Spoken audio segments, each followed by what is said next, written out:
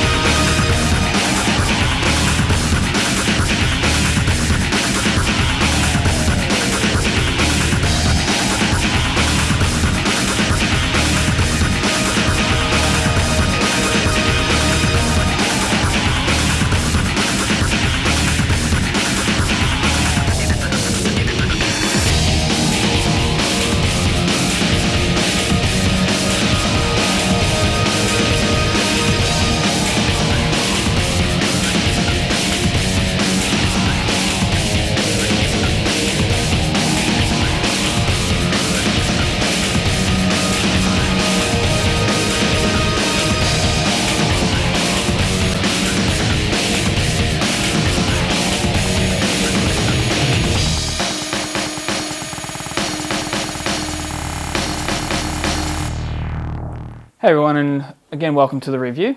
Now look, the first thing that I noticed about the Corsair Vengeance K70 keyboard is that when it got delivered, it's like, wow, this is actually a really small design. The box is actually quite small compared to other keyboard manufacturer boxes, so that was a bit of a surprise. Normally they're quite big and always causing hassles when we're shipping them. But behind the Corsair, we've got the Razer Black Widow Ultimate, and even behind that, I was throwing behind the new Roccat Rios, and as you can see, look at the size of that. I mean, it's just absolutely massive. So if I take the Razer away, yeah, look, that size, it's just absolutely, well, the Rios is huge in comparison. But at the same time, look, the box for the Vengeance is a lot thicker than the other two. So yeah, that's actually one misgiving, but I just wanted to show you, to start off, the box sizes. Okay, so here we have the new K70 Corsair Vengeance K70 keyboard. Now the K70 has been around for a while, but only in Australia under the guise of the red Cherry MX switches, meaning that it just needed a very light force down to press the key, but there was no clickiness. And there was no tactile feedback, meaning that it was just one straight press. And it's roughly, say, a 4mm push down from the top to when you hit the bottom of the key, but the actual key actuates after 2mm. So actuate meaning that if I press the R key, then after only pressing the button halfway down, I'll actually see the R letter come up on my screen. So it actuates halfway, so roughly after 2mm. But that's mainly, the red and black keys are similar like that. The black difference between black and red is that the black requires more force to press down. But like I said, just the red ones were available in Australia up until recently, and this one here is actually the K70 with a blue Cherry MX switch, and there's also about to be released one with a brown Cherry MX switch. But today we have our hands on the blue MX switch, and I'm really excited about this because this sort of keyboard's better for my style of typing. I think generally people prefer the red Cherry MX switch for gaming, but these days I don't really get to do much gaming because I'm always doing these videos and running the business. But you know, as a typist, the blue Cherry MX switches seem to be the best for me. I'm just a two-finger typist, and if I'm always looking down at where I'm pressing, I can hear the click there, and I know that when I hit that click, that key will actuate on my screen, so I don't have to keep on looking up at my screen as such. So it really helps me out. Although I have heard some people saying if you do work in an open office environment, don't get a blue Cherry MX keyboard, because all your workmates will want to kill you, basically, because they are a bit noisy, as you can hear there. So yeah, you probably might want to go for the red or black Cherry MX switch, or even the brown. The brown ones will give you a bit of a tactile feedback and a little bit of a click, but nowhere near as much as the blue. The blue Cherry MX switch is definitely the most, well, the noisiest of the lot. You can hear that now.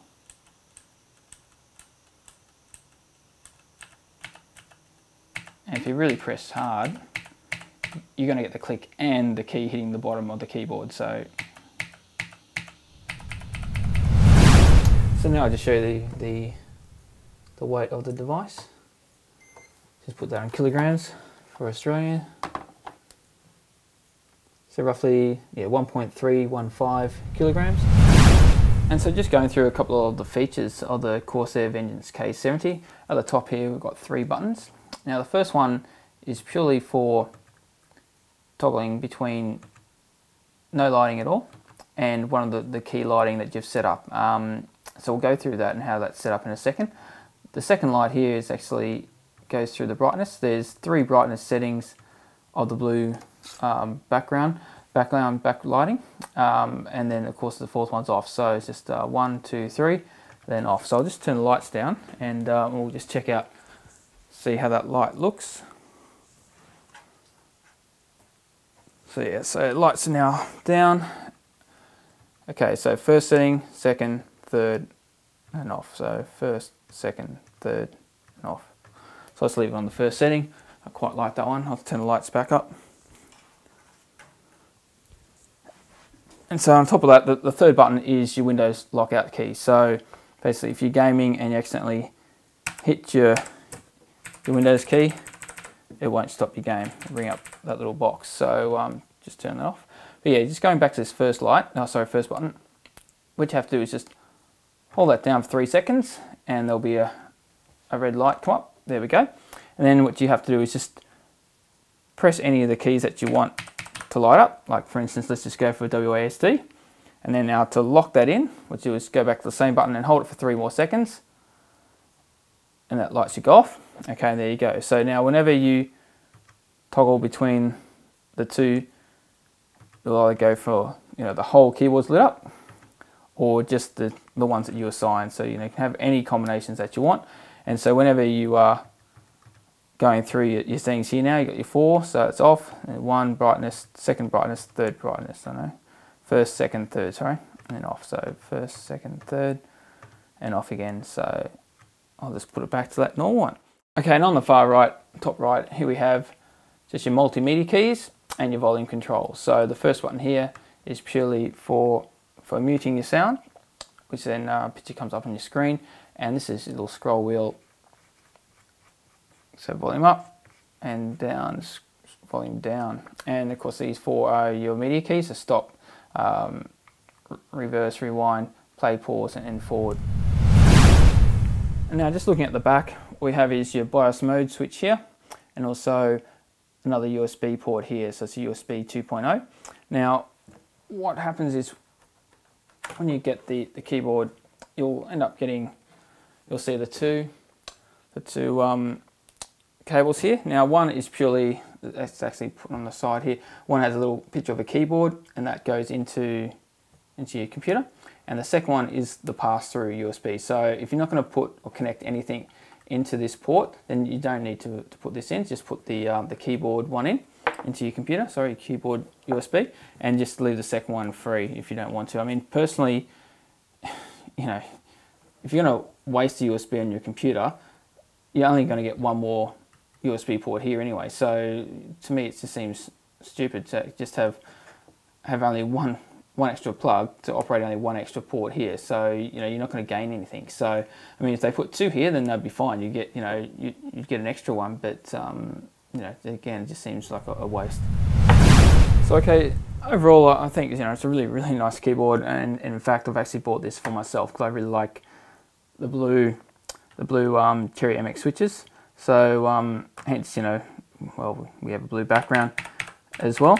But yes, it is a noisy keyboard. Again, as I said earlier, you know, if you're in an open office environment, yeah, just think twice about getting one, because your workmates, your co-workers are really going to hate you for the noise that it makes.